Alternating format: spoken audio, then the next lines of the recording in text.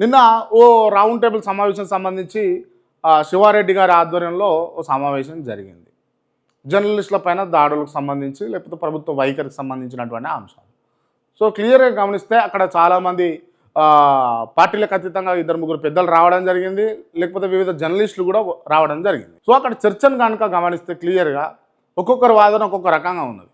But అక్కడ బూతులు మాట్లాడిండు, ఒక సామాన్య వ్యక్తి బూతులు మాట్లాడిండు, దాన్ని టెలికాస్ట్ చేసినందుకు మీరు 2 మహిళా జర్నలిస్టులను అరెస్ట్ చేశారు. సరే, దానికి కాదనడానికి లేదు. సరే, ఇంకొక వాదన ఏంది అని అంటే, మీరు అదే సందర్భాన్ని చెప్తూ మీరు మాట్లాడినటువంటి పదజాలం ఏంది, బట్టలిప్పి కొడతాం అని చెప్పేసి మీరు నిండు అసెంబ్లీలో అన్నారు. సో మీరు ఆ విధంగా కాకుండా ఇంకో మాకున్న కుటుంబాలు ఈ మాట అన్నారు, మాకున్న కుటుంబాలు మేము ఇబ్బంది పడ్డాం, మా ఇబ్బంది మీకు వస్తే తెలుస్తుంది.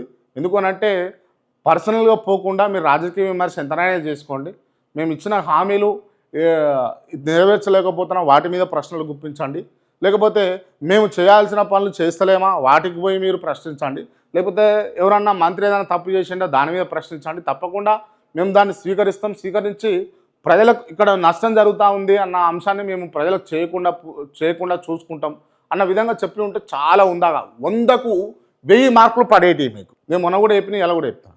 కానీ మీరేమన్నారు, బట్టలిప్పి కొడతామని అన్నారు. మీరే అంటారు నిండి అసెంబ్లీ సెషన్స్ చిన్న పోరాడు కాంచెల్ని 90 ఏళ్ళ ముసలయ్యేదాకా చూస్తూ ఉన్నారు. ఏం చెప్తారు, మా బడ్జెట్లో ఏమి ఇస్తారు, మాకేం నడుస్తుంది అలా, మరి ఈ సంవత్సరం మాకేం దేంట్లో మేము బెటర్మెంట్ అవుతాము అని చెప్పేసి అందరు చూస్తారు.